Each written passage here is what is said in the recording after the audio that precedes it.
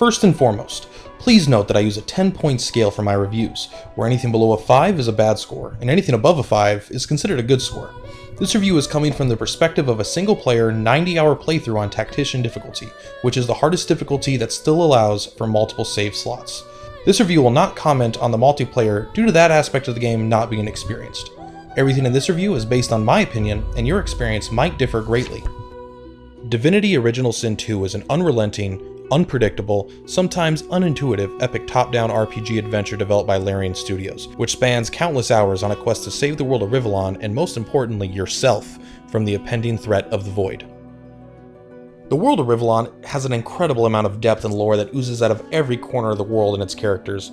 Although the maps you can explore are rather small compared to something along the lines of Skyrim or The Witcher 3, taking you only a minute or two to travel from one end to the other, it's the density of the explorable areas that is truly staggering. You could barely take a few steps in any direction without finding some sort of unique encounter or a quest that threatens to eat up hours and hours of your time. The amazing density of the world is made even more obvious due to the vast amount of diversity in the locations you visit. From the tranquil beaches of Fort Joy to the disturbing blood and flesh-themed vegetation of Blood Moon Island, each location brings its own challenges and incredible visuals. Larian Studios never gives you the chance to get bored of their environments. My mate for the last 7 carried the 2 plus 50. 5 years! The Magisters, they took her.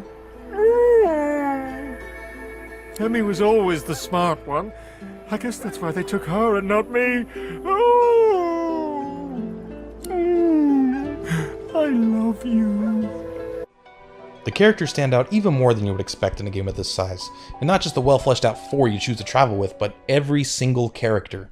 At one point there was even a ghost ox that you can only encounter in a part of the map you don't have to go to, and you can only speak to if you think to use your spirit vision ability, and you have a character with a correct perk just so they can talk to animals, and even that stupid ox has a unique, useful dialogue that manages to be funny at the same time. And the spirit of that encounter with the ghost ox, no pun intended, is very much felt in the entirety of the game. You never know what's coming right around the corner. Whether you, like me, couldn't resist drinking a witch's potion only to have your tank character permanently transformed into a cow, or coming across a dog that turns out to be a master necromancer summoning bone golems to his side in combat, you are always excited to see what crazy thing this game is going to throw at you next. Who are you, you lovely little fairy? He reaches out and places a hand on yours. So fascinating. Living bark, living wood. Please, come in. Although interesting and funny on its own, the dialogue of the game is enhanced greatly by the voice acting. When I first learned that all of the lines were going to be voiced, I was pretty nervous as I knew that there had to be a lot, and I was sure that most of the performances wouldn't be above average. However, I was very, very wrong. Every performance seems to be done perfectly. They managed to make the rats sound like rats even though they're speaking in English. They're able to make the noble Red Prince sound snooty, but very likable at the same time. And even Niles the Flencer, a character you meet in Act 1, who is sexually aroused by torture, sounds exactly like you would expect. Creepy, disturbing, but incredibly deadly at the same time. This is an aspect of the game that other studios really need to take note of. I'd come here to kill Godwoken. But instead I became part of their story.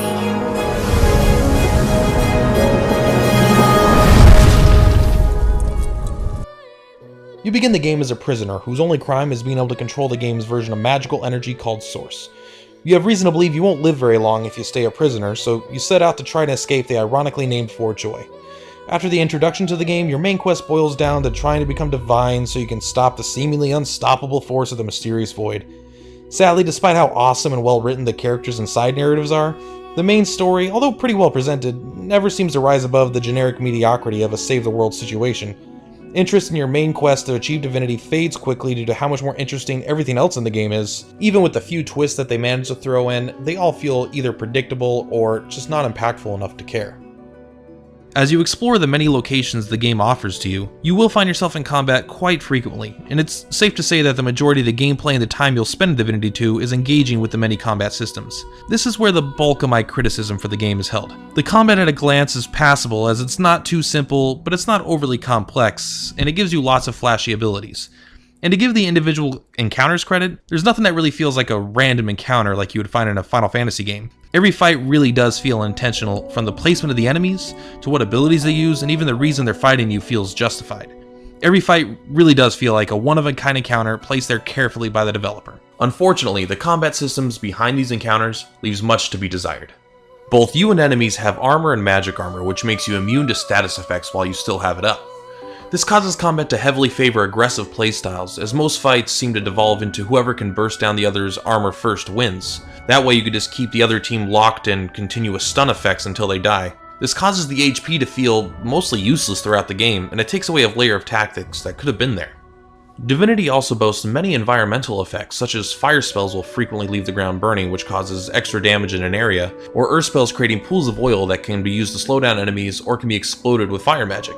Although the environmental effects are very fun at first, the longer you play they can become pretty frustrating. From the early parts of the game all the way through to the final acts, you can regularly feel like random outcomes you didn't think about keep happening, such as using a poison spell while near a torch you didn't see causing a giant explosion, or using a spell to make it rain while near an invisible ally can cause them to lose invisibility.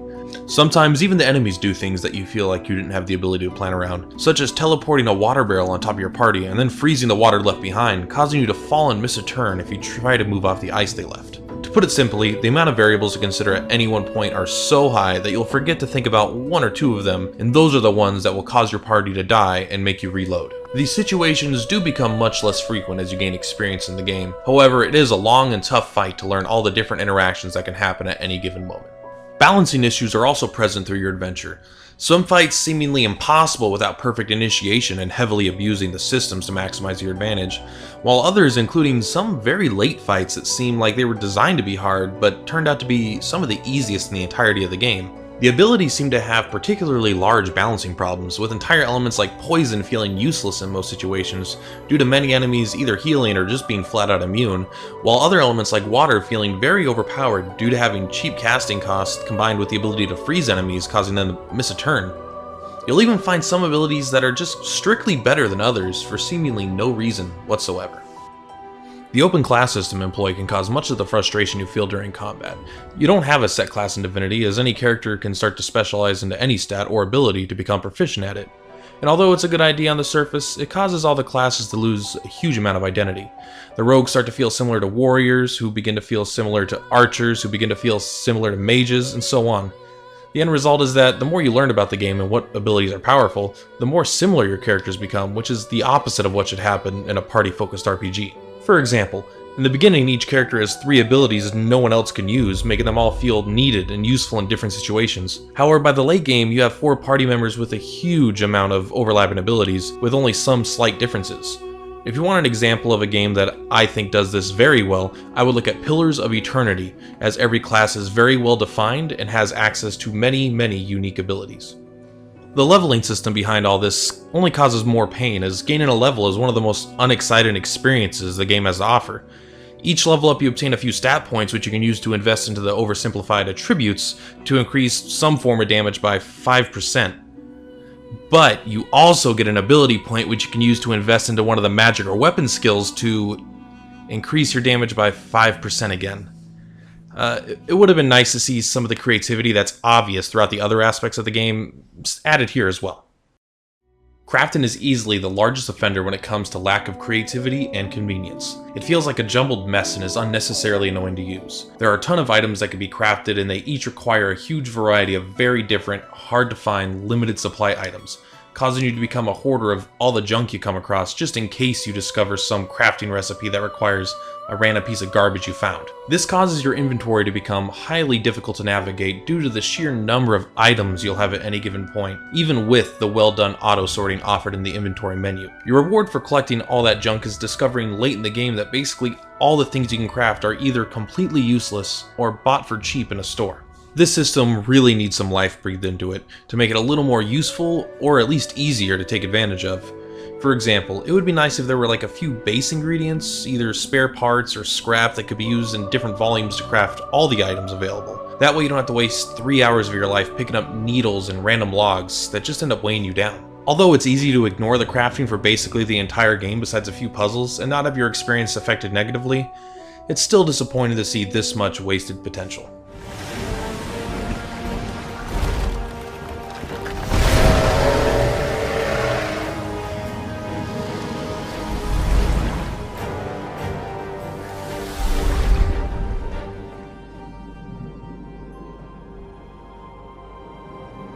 I have plans for you, child.